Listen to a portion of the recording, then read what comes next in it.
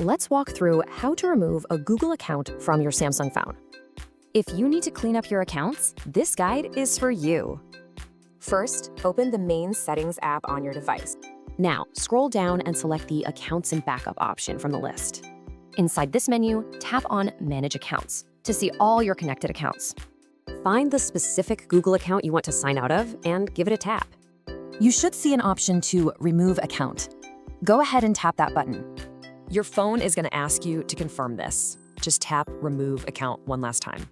And just like that, the Google account has been successfully removed. We hope this was helpful. Let us know what you want to learn about next.